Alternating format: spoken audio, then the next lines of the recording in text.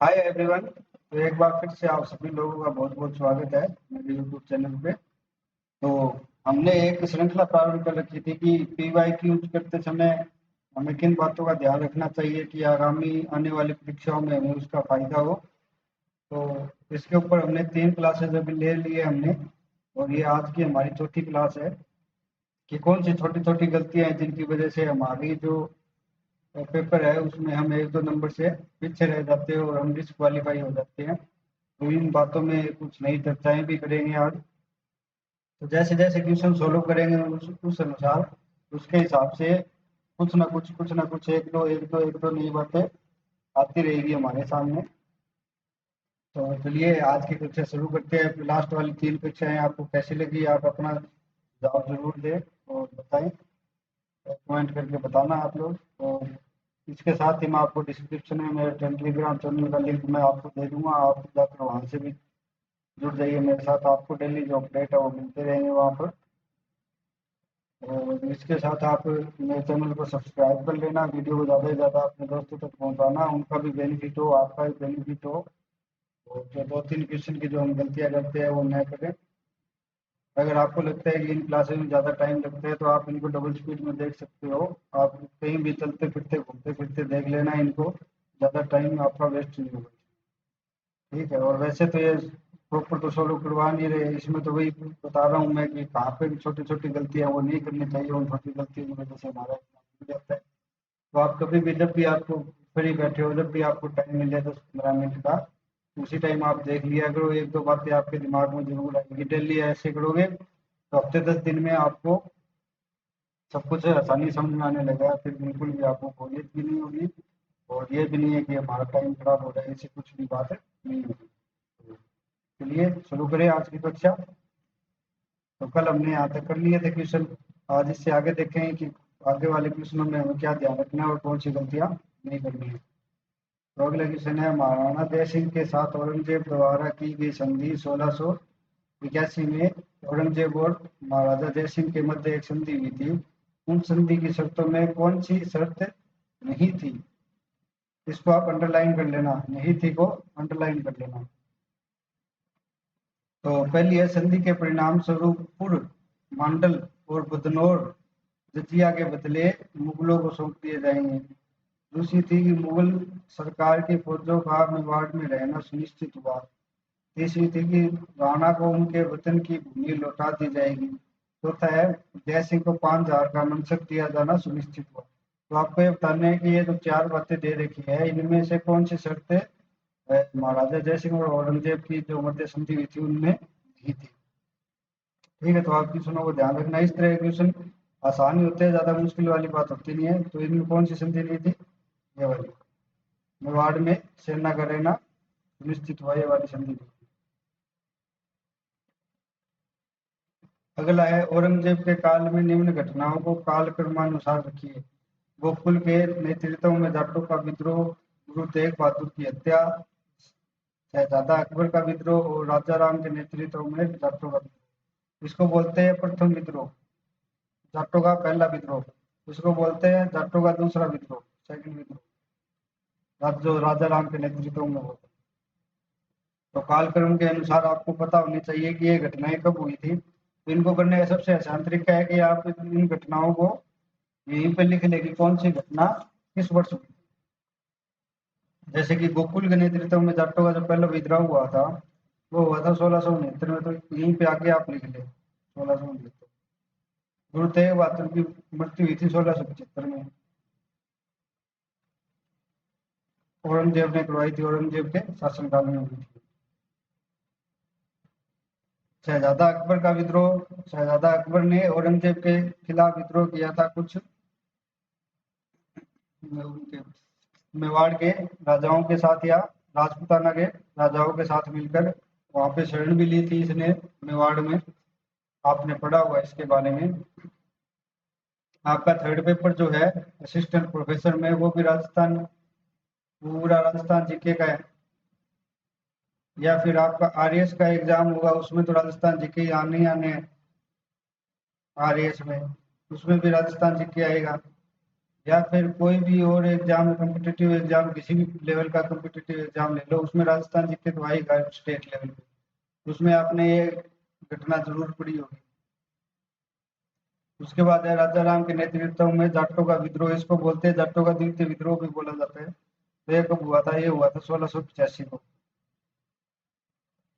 तो एक कालक्रम के अनुसार जो भी क्वेश्चन आते हैं उनको हमें इस तरह से लिखना चाहिए कि वो घटनाएं कब हुई जैसे याद आए, उसके हिसाब से वहीं पे उसके सामने लिख लो और क्रम इनका डिसाइड कर लो, तो इसका ए बी सी डी यही होगा। अब जैसे ये हो गया कि गुरु तेग बहादुर की हत्या कब हुई थी, तो ये याद नहीं आया, तो आपको पता चल गया कि ए के बाद सी आएगा, तो सी के बाद ए नहीं आएगा, ए के बाद सी आएगा तो ये वाला ऑप्शन नहीं होगा, ए के बाद सी आएगा तो ये वाला ऑप्शन नहीं होगा। अब आपको, आपके पास कितने ऑप्शन रह गए? सिर्फ और सिर्फ आपके पास दो ऑप्शन बचे हैं, तो इनमें आप आसानी से कर ले जाओगे। ठीक है, अगर आपको ये और पता हो कि ए के बाद सी आएगा, सी के बाद डी आएगा, ए के बाद सी आएगा, सी के बाद डी आएगा, तो आपका ये भी नहीं होगा। ए के बाद सी आएगा, सी के बाद डी आएगा। अगर आपको बी वाला नहीं पता या इनमें से सी वाला नहीं पता, जैसे आपको ये नहीं पता, ये पता हो, या फिर इनमें से आपको लास्ट वाला नहीं पता, ये तीन पता हो, तो आप इनको आसानी से कर ले जाओगे। इसको बोलते हैं एलिमिनेशन मेथड, एलिमिनेशन मेथड से। कभी कभार ऐसा होता है कि एक हमें नहीं पता, तो इस तरह से हो जाए। मतलब ये भी है कि उत्तर मुगल कालीन निम्नलिखित सम्राटों को कालक्रमानुसार रखिए, यानी औरंगजेब के बाद जो भी,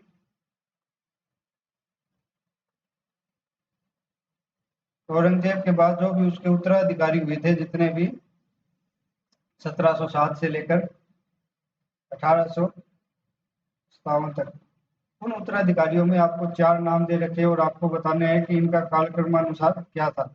तो वही करना है कि इनका कालक्रम आप इनके सामने लिख लेना। मैं इंग्लिश वाली साइड में लिख रहा हूँ।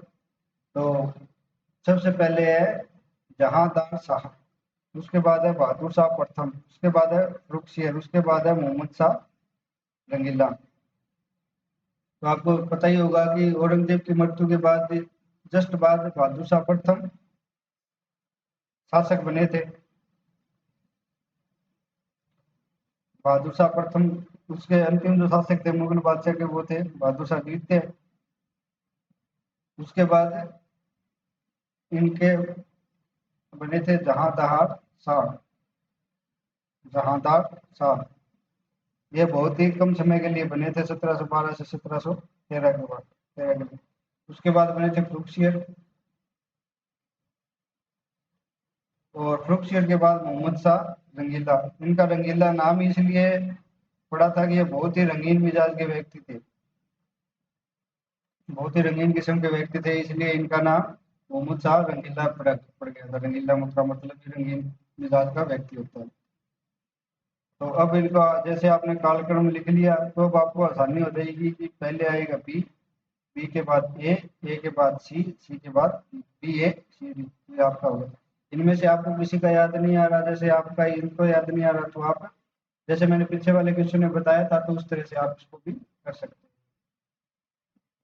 ठीक है। अब है कि शाहजहां की दक्षिण नीति के बारे में कौन सा कथन असत्य है, इसको आप अंडरलाइन करना। कौन सा कथन असत्य है काटना, और यहाँ पे क्या लिखना, कौन सा कथन गलत है। तो फिर से पढ़ना इसको, शाहजहां की दक्षिण नीति के बारे में कौन सा कथन गलत है। इसमें आपको जो गलत होगा वो आपको टिक करना है। 1633 ईस्वी में अहमदनगर राज्य को पूर्णतया समाप्त कर मुगल साम्राज्य में मिला दिया गया। दूसरा है 1636 में गोलकुंडा और बीजापुर ने शाहजहां से संधि कर अधीनता स्वीकार कर ली। शाहजहां ने औरंगजेब को दक्षिण की प्रथम एवं द्वितीय सूबेदारी क्रमशः 1636 और 1652 ईस्वी में सौंपी, और बीजापुर एवं गोलकुंडा के अस्तित्व को 1656 शाहजहां द्वारा समाप्त कर दिया गया।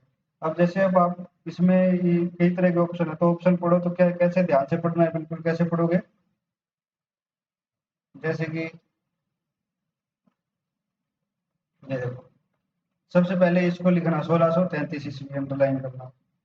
उसके बाद अहमदनगर राज्य है पूर्णतया समाप्त कर मुगल साम्राज्य में ला लिया गया।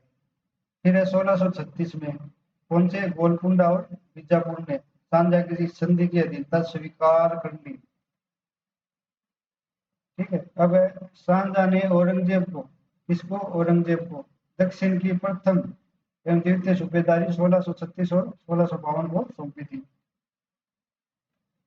उसके बाद है बीजापुर और गोलकुंडा, बीजापुर गोलकुंडा के अस्तित्व को 1656 ईस्वी शाहजहां द्वारा समाप्त कर दिया। तो ये है कि इनमें अब ये टर्मिनोलॉजी है होती है कि जो एग्जामिनर होता है वो कहाँ पे गलती देगा, इन्हीं जगह, या तो आपको ये सन दे देगा, अहमदनगर की जगह उसने गोलकुंडा दे दिया होगा, या कुछ और दे दिया, बीजापुर दे देगा। यहाँ पे आपको 1636 की जगह 35 कर देगा, 1640 कर देगा, गोलकुंडा की जगह अहमदनगर कर देगा, बीजापुर की जगह कुछ और लिख देगा, और इसकी जगह स्वीकार की जगह अस्वीकार कर देगा। तो यहाँ पे शाहजहां द्वारा औरंगजेब की जगह उसका दारा सिको कर दिया, या उसका मुराद कर दिया, कुछ भी कर दिया, उसने किसी और को दे दी जो सूबेदारी है वो। यहाँ पे जो सन है वो आपको गलत दे दी। तो ये गलतियां छोटी छोटी, इन्हीं छोटी गलतियों की जो है एग्जामिनर वो क्वेश्चन को चेंज कर देता है, इन्हीं छोटी गलतियों से, और हम उनको पहचान नहीं पाते और हमारा क्वेश्चन क्या हो जाता है, गलत हो जाता है। तो क्वेश्चन को और इस तरह के जो स्टेटमेंट आते हैं दोनों, वो बिल्कुल ध्यान से अंडरलाइन करके पढ़ना चाहिए कि क्या क्वेश्चन पूछ रखा है, उसके स्टेटमेंट दे रखे हैं, उसमें कहीं पे कोई गलती तो नहीं है। तो इससे आपको क्या सीखना है कि मुगल एम्पायर जो है आपका पूरी तरह से, मुगल साम्राज्य अच्छे से तैयार करना, बिल्कुल अच्छे से प्रॉपर तरीके से। इसमें ये कोई गुंजाइश वाली बात नहीं होनी चाहिए कि हमने ये छोड़ दिया, ये चलो इसको छोड़ देते, स्किप कर देते। स्किप करने से कोई मतलब वाली बात नहीं है। आपने कल भी देखा होगा, आज भी देखा होगा, कितने क्वेश्चन आ रहे हैं। ठीक है, तो इसमें आपका आंसर यही आएगा, बीजापुर और गोलकुंडा के अस्तित्व को शाहजहां द्वारा समाप्त किया गया।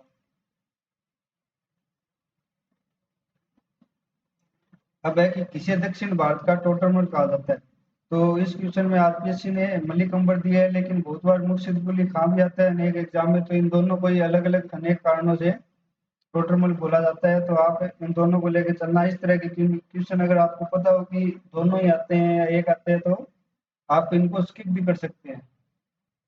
ये इस तरह के क्वेश्चन होते हैं वो स्किप करने वाले होते हैं। अगर आपने इनके बारे में अच्छे से पढ़ रखा है और आपको कंफ्यूजन हो कि यार ये तो दोनों ही टोटरमल को इनको बोला जाता है, दोनों ही ऑप्शन में दे रखे हैं, अगर एक को इन दोनों में ऑप्शन में हो तब तो सबसे अच्छी बात है। अगर दोनों ही दे रखे हैं तो आप इनको स्किप कर देना, क्योंकि हर एग्जाम में इनका अलग अलग आंसर दे रखे हैं। इस तरह के क्वेश्चन स्किप करने वाले होते हैं। अब ये देखिए, जहांगीर के समय में भारत पहुंचने वाले अंग्रेज यात्री या प्रतिनिधि उनकी तिथि को सम्मिलित नहीं है वह, तो किसके शासनकाल में, जहांगीर के शासनकाल में। ठीक है, सम्मिलित नहीं है, इसको काट के क्या करना है, जो गलत है, जो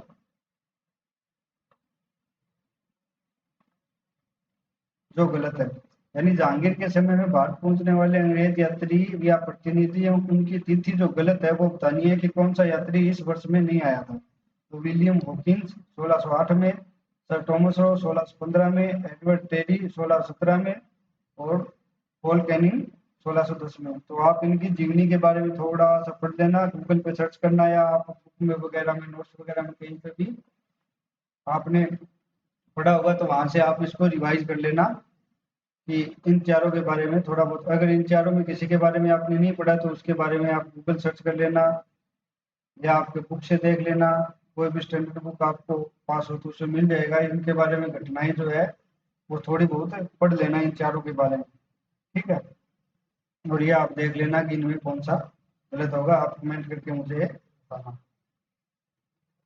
कि 56 क्वेश्चन जो है उसका आंसर क्या होगा। ठीक है, आप ये कमेंट करके बताना मुझे।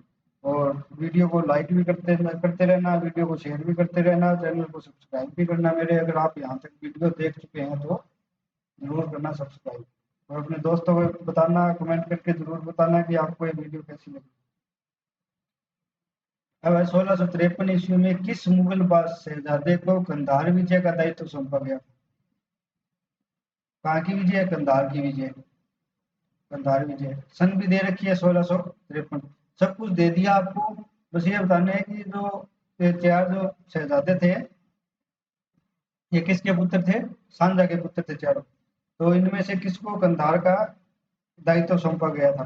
सब कुछ दे रखा है, सन भी दे दी, जगह भी दे दी, बस आपको इनमें से पहचानना है आपको। ठीक है, तो मुगल एम्पायर आपको बिल्कुल भी नहीं छोड़ना, पूरा का पूरा अच्छी तरह से आपको आना चाहिए। मुगल कुछ भी पूछ लिया जाए मुगल के बारे में, अगर एक दो क्वेश्चन निकल जाए तो कोई दिक्कत वाली बात नहीं है, बाकी सब कुछ आना चाहिए।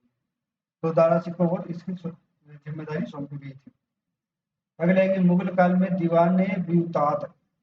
मैंने आपको पहली दूसरी लेक्चर में ही आपको बताया था कि मध्यकालीन भारत और प्राचीन कालीन भारत में जितने भी टर्मिनोलॉजी है आप उनको एक जगह लिख के याद कर लेना। अगर आपको ये ना मिले कहीं दीवान बिउतात किसको बोला जाता है, तो आप यहीं पे लिख ले। वहीं पे आपने मैंने जो आपको बोला था नोट्स बनाने के लिए, एक पेज में आप अपने सामने लगा लेना उसको, वहीं पे लिख लो। अगर आपके पास नहीं है दीवान बिउतात, ये बोला जाता है कारखाने की देख रेख करने वालों को। उसके बाद आप क्या करना, आप कि जो दान वितरण वाला जो कार्य था उसको क्या बोला जाता है, कौन सा अधिकारी करता है। हरम की जो देखभाल करता है वो कौन सा अधिकारी करता है, उसको क्या बोला जाता है। और शाही महल की जो सुरक्षा का कार्य बाहर जिसको दायित्व सौंपा जाता है उसको क्या बोला जाता है। ये आप बुक से या गूगल से जहाँ भी आपको सुविधा लगे, आपके नोट से जो भी आपके पास अवेलेबल हो वहाँ पे लिखा हुआ हो तो ये आप देख लेना, ठीक है। और इनको याद कर लेना। यहाँ से आपके कितने क्वेश्चन तैयार हो गए, 4 क्वेश्चन। आपको कहीं से और पढ़ने की जरूरत भी नहीं है, यहीं पे एंड टू एंड तैयार कर लेना आप। अब अगला है कि मुगल शासन के अंतर्गत प्रशासन का प्रत्येक ब्यौरा लिपिबद्ध किया जाता था। इसमें स्याहा हजूर क्या था, यानी कि जो मुगल शासन काल के अंदर शासन प्रशासन के जो कार्य होते थे उनको लिखा जाता था, नोट किया जाता था, उनका रिकॉर्ड तैयार किया जाता था। उसमें उन्हीं रिकॉर्ड में एक शब्द होता है स्याहा हुजूर। वो स्याहा हुजूर क्या है, वही फिर से टर्मिनोलॉजी आ गई मध्यकालीन भारत की मुगल एम्पायर की। तो आप टर्मिनोलॉजी जरूर याद करना। देख लो कितने क्वेश्चन कल भी पिछले 3 कक्षा में भी लगभग 4 से 5 क्वेश्चन ऐसे आए थे जिसमें टर्मिनोलॉजी थी। 2 क्वेश्चन अभी आ गए, 2-3 क्वेश्चन और आज शायद आज वाली कक्षा में और आ जाएंगे, और आगे भी अभी आते रहेंगे ऐसे।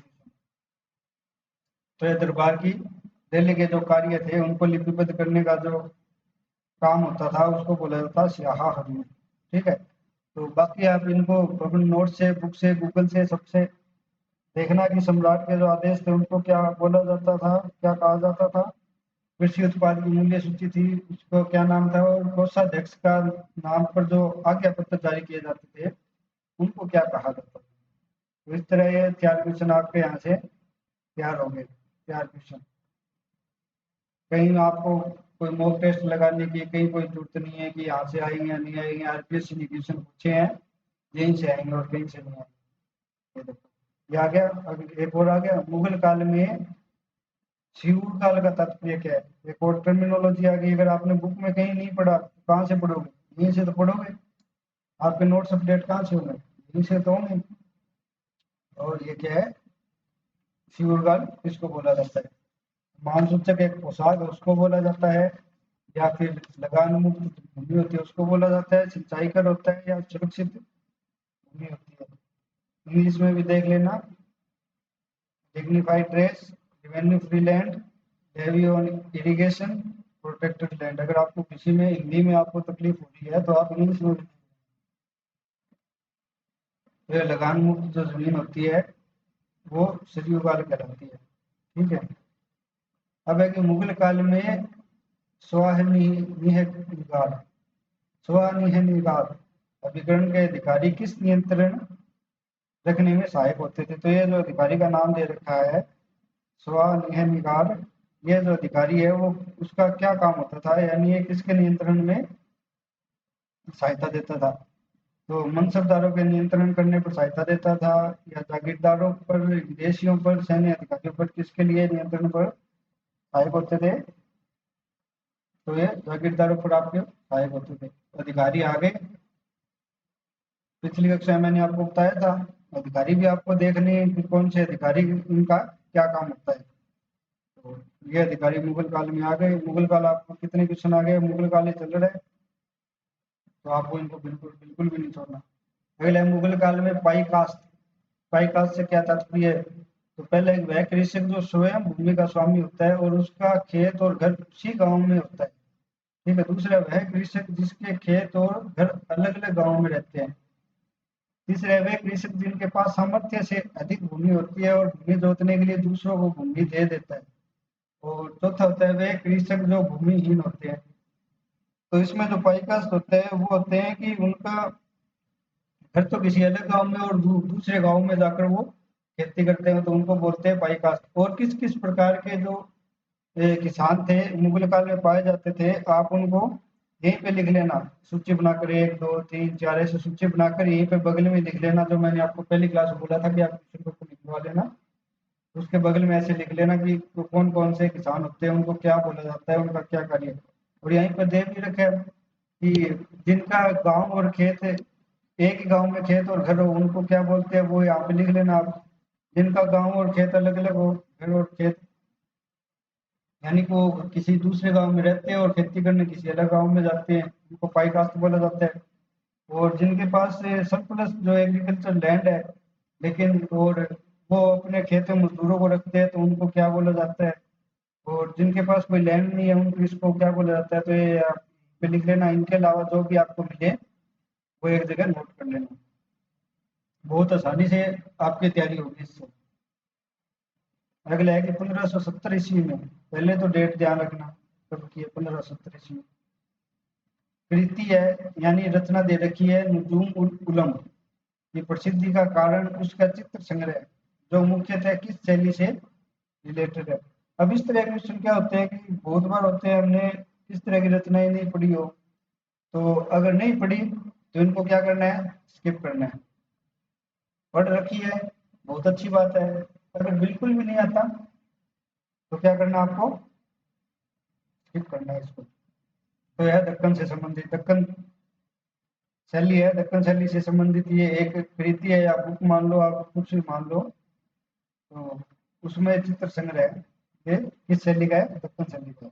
ठीक है, इस तरह के क्वेश्चन आप स्किप भी कर सकते हो, स्किप करने वाले होते हैं क्योंकि आपको पता है, बार बार मैं यही याद दिलाता हूँ कि आपके क्वेश्चन में, हर क्वेश्चन में आपके नेगेटिव मार्किंग है। ये नहीं है कि किसी क्वेश्चन में नेगेटिव मार्किंग है किसी में नहीं है, हर क्वेश्चन पे आपको नेगेटिव मार्किंग है। तो जितने गलत हो उसके उतने आपको गलत नहीं करने हैं, और जितने सही हो उसके उतने आपको सही करने हैं, बचना है गलत करने से।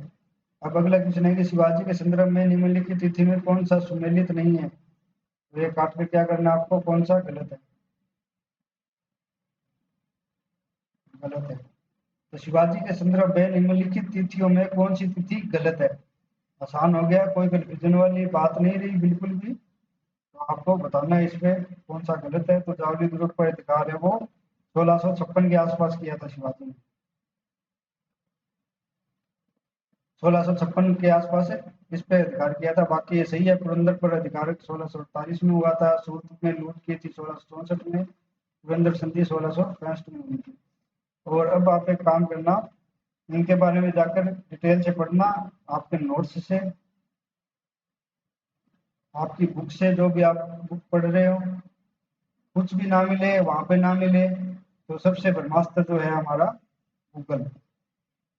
अगर इन दोनों जगह आपके नोट्स में भी आपको ये ना मिले, अगर आपकी बुक में भी आपको ना मिले, तो गूगल पे आपको सर्च करके इनके बारे में पढ़ लेना, आपके क्वेश्चन तैयार हो रहे हैं। ये मत सोचना कि आपका टाइम खराब होगा, इसमें टाइम बिल्कुल भी खराब नहीं होगा। जो मैंने आपको बताई थी 500 पेज की एक नोटबुक बनवा लेना, जो व्हाइट पेज जो आते हैं A4 साइज वाले, उनके स्पाइरल करवा के एक नोटबुक बनाना, उसमें लिखना, बहुत काम आएंगे एग्जाम में। देखना आप लोग, जब आपका एग्जाम होगा अक्टूबर में, अक्टूबर में संभावित जो तारीख दे रखी है अक्टूबर 2023 की, कौन कौन से एग्जाम की, एक तो असिस्टेंट प्रोफेसर की, दूसरा RAS की। इन दोनों एग्जाम में आप देखना, जितने भी आपने जो ये नोटबुक बनाई होगी या फिर जो क्वेश्चन पेपर के बगल में ही लिखा होगा, बहुत सारे क्वेश्चन आपको इनसे डायरेक्ट या इनडायरेक्ट रूप से जरूर मिलेंगे। और आपका फिर उसके बाद अगर आपको ऐसे करके देखना, अगर आपको मिल गया तो आपका पढ़ने का नजरिया ही क्या हो जाएगा, चेंज हो जाएगा पूरा। आपको अब गधे की तरह नहीं पढ़ना, आपको क्या करनी है, स्मार्ट स्टडीज करनी है। तो अगला क्वेश्चन है कि सूफी संत शेख मीर मोहब्बत किस सूफी सिलसिले के थे। तो आपको सूफी आंदोलन अच्छे से तैयार करना है। इसमें जितने भी सिलसिले हैं 7 8 10 जितने भी सिलसिले हैं,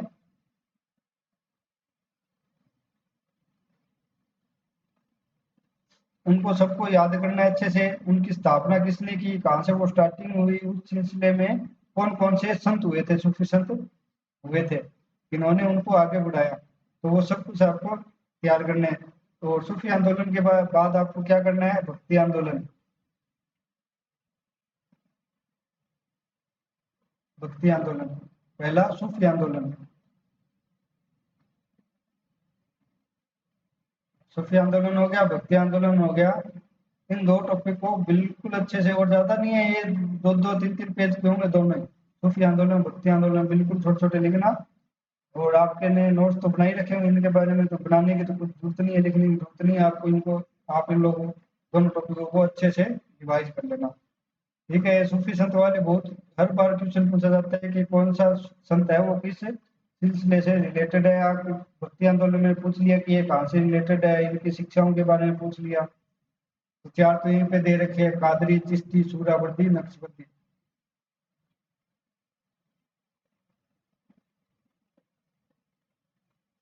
अब भाई निम्नलिखित में कौन सा सुमेलित नहीं है, तो यहीं पे काट के आपको भाई हमारा जो तरीका है कौन सा गलत है। एक तरफ आपको दे रखे हैं रचनाकार या ऑथर, दूसरी तरफ दे रखी है उनकी रचना की, उनकी बुक क्या है, उनका वर्क क्या है। तो ऑथर और उनकी बुक के बारे में दे रखा है। तो आपको ये तो पता ही होगा, गलत कुछ है तो ये तो पता ही होगा कि मलिक मोहम्मद जायसी ने पद्मावत लिखी थी, ये तो सबको उंगली पे उठा हुआ होना चाहिए। बाकी बच गए तीन, ये तो होगा नहीं गलत, ये तो बिल्कुल सही है। इन तीनों में आपको देखना है। मंजन मधुमालती ने लिखी है, केशव दास ने, रसिक प्रिया लिखी है, ये भी जो राजस्थान का है उसको ये पता ही होगा कि ये बिल्कुल सही है, केशव दास ने, रसिक प्रिया लिखी है। बाकी बच गए दो, अगर इनमें से आपको आता है तो ठीक है, नहीं आता तो ये क्या करना है आपको, स्किप करना है। क्योंकि मैं पहले ही बताया हूँ, अब भी बता रहा हूँ कि हर क्वेश्चन पे आपको क्या है, नेगेटिव मार्किंग। जो क्वेश्चन नहीं आता, जिसमें कंफ्यूजन है, बिल्कुल भी नहीं आता, वो छोड़ दीजिए। ठीक है। इस तरह के क्वेश्चन नहीं आते, अगर आते हैं तो अच्छी बात है, बिल्कुल अगर आपको याद है तो कोई दिक्कत वाली बात नहीं है। लेकिन इस तरह के क्वेश्चन अगर नहीं आते तो ये छोड़ने वाले क्वेश्चन होते हैं। ठीक है, समझ गए आप लोग। और जैसे मुझे भी नहीं पता, इन मुझे भी ये दो ही पता है, तो मैंने तभी बताया आपको, मुझे भी ये दो ही पता है, इन दोनों के बारे में कुछ भी बिल्कुल भी नॉलेज नहीं है। तो अगर मैं एग्जाम दे रहा हूँ तो मैं इस क्वेश्चन को क्या करूंगा, स्किप करूंगा।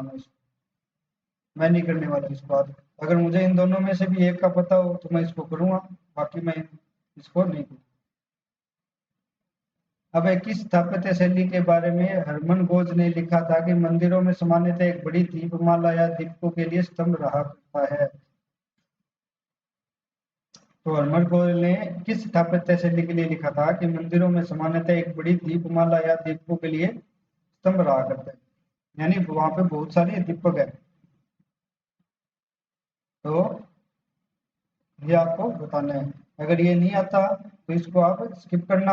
अगर आता है, आपको कन्फर्म आता है कि हाँ मुझे कन्फर्म पता है, तो आप इसका आंसर लगा लेना, वरना आप क्या करना, स्किप करना। इसमें आप हरमन गोज के बारे में आप बुक से, नोट्स से देखना। अगर आपके नोट्स में नहीं है तो आप जो भी बुक पढ़ रहे हैं उसमें देखना। अगर उसमें भी ना मिले तो हमारा जो ब्रह्मास्त्र है गूगल, हरमन गोज के बारे में दो लाइन देखना, दो लाइन सर्च करना, और यहीं पे उसके बारे में जो भी बातें आपको मिले वो दो चार लाइनें यहाँ पे लिख लेना। ठीक है। अब आ गया वापस से मुगल एम्पायर। किस कला मर्मज्ञ ने जहांगीर को मुगल चित्रकला की आत्मा कहा है। तो ये बताने हैं कि ये जो चार व्यक्ति दे रखे हैं, इन चारों व्यक्तियों में से कौन सा व्यक्ति है जिसने जहांगीर को मुगल चित्रकला की आत्मा कहा है। मुगल चित्रकला क्यों, आपको पता ही होगा कि जहांगीर चित्रकला का बहुत बड़ा ज्ञाता था। उसने स्थापत्य कला या किसी अन्य कलाओं में इतना काम नहीं किया जितना चित्रकला का वो शौकीन था। चित्रकला के बारे में उसने कार्य किया था, बहुत बड़ा शौकीन था जहांगीर चित्रकला का। और जहांगीर के बारे में आपने पढ़ा ही होगा कि उसके बारे में एक कहावत है कि अगर अलग अलग चित्रकार किसी एक चित्र को बताए तो वो बता सकता है कि इसका सर किसने बनाया, हाथ किसने बनाया, पैर किसने बनाया, तो किसने बनाया। तो इतना बड़ा शौकीन था ये चित्रकला का, इतना बड़ा जानकार भी था, कुछ ही बोल। श्वेता पर्सी ब्राउन ने ये बात कही थी कि मुगल चित्रकला की आत्मा कौन है, जहांगीर है। और एक बात और याद रखना, जैसे कोई भी शासकों के बारे में नाम दे दिया तो उसका एंड टू एंड आपको टाइम पीरियड क्लिक होना चाहिए कि जहांगीर का शासनकाल कब से कब था। अकबर दे दिया तो अकबर का शासनकाल कब से कब था, औरंगजेब दे दिया तो औरंगजेब का शासनकाल कब से कब था, या आपको प्राचीन भारत में अशोक दे दिया तो अशोक का शासनकाल कब से कब था, या फिर कोई और शासक दे दिया जैसे समुद्रगुप्त दे दिया तो समुद्रगुप्त का शासनकाल कब से कब था। ये क्वेश्चन देखते ही आपके माइंड में क्लिक होना चाहिए एंड टू एंड, जिससे क्वेश्चन बहुत ही मतलब जो घटनाएं होती है वो घटनाओं को समझने में आसानी रहती है। ठीक है, ये भी आप ये याद रखना, क्योंकि इसमें वो दूसरा बेनिफिट आपको क्या होगा कि जैसे आपने देखा जहांगीर हर क्वेश्चन में करना है, वैसे जहांगीर अगर 4 क्वेश्चन में दे रखे तो 4 क्वेश्चन में जहांगीर का टाइम पीरियड ये है। ठीक है, तो वो करना है, जिससे आपको क्या कालक्रम वाले जो क्वेश्चन होते हैं उनमें आपको एक दो एलिमिनेशन के द्वारा आप क्वेश्चन को सोल्व कर सकते हैं। आपको घटनाएं की जो तिथियां होती है उनमें थोड़ा सा कंफ्यूजन कम रहेगा, याद आपको जल्दी आएगी। अब अगला है कि महाराष्ट्र के ऐसे संत हैं जिन्होंने जिन्हें भारत का पहला दलित कवि के रूप में जाना जाता है, वो है चोखामल। चोखामल को ऐसा कवि जाना जाता है। तो आप इनके बारे में गूगल करना, नोट्स से देखना, इनके बारे में पढ़ना। बाकी ये जो 3 दे रखे हैं इन 3 संतों के बारे में भी आप अच्छे से देख लेना, जो भी आपको नोट्स वगैरह हैं। और अगला जो क्वेश्चन है वो है कि सम्मिलित करना है। एक तरफ तो दे रखे हैं अलाउद्दीन खिलजी के सेनापति, दूसरी तरफ दे रखे हैं उनकी उपाधि कि उनको कौन से सेनापति को कौन सी उपाधि दे रखी थी। तो अलमास बेग को जफर खां की, मलिक हिजाबुद्दीन को अलफ खां की, मलिक संजर को नुसरत खां की और मलिक जलेसरी को उलूग खां की। तो ये उपाधियां थी। ये उपाधियां क्यों विख्यात थी इनके बारे में भी आपको बताना है। ये सर्च कर लेना आपने, सब कुछ सर्च करना है। अब आप ये बोलोगे कि आपके आने का फायदा क्या हुआ जब हमें सब कुछ देखना ही है। तो ये है कि एग्जाम देने आपकी जगह मैं तो जाने वाला नहीं, जाना आपको स्पून फीडिंग करवाने से कोई मतलब वाली बात नहीं है। जो भी करना है आपको करना है, आप खुद से सर्च करोगे, खुद से ढूंढोगे, खुद से लिखोगे तो आपको ज़्यादा याद होगा।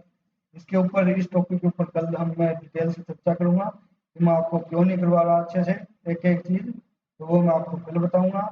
आज की क्लास बस यहीं तक। आप लोगों का बहुत बहुत धन्यवाद यहाँ तक बने रहने के लिए। और आप वीडियो को ज़्यादा से ज़्यादा शेयर करना, चैनल को सब्सक्राइब करना, और अगर आपको पसंद आए तो लाइक भी करना, और अपने दोस्तों तक भी ये बताना कि ऐसी भी कोई क्लास चल रही है यूट्यूब के ऊपर और फ्री ऑफ कॉस्ट क्लास है, तो आप सबको इसका फायदा जरूर लें। Thank you, bye.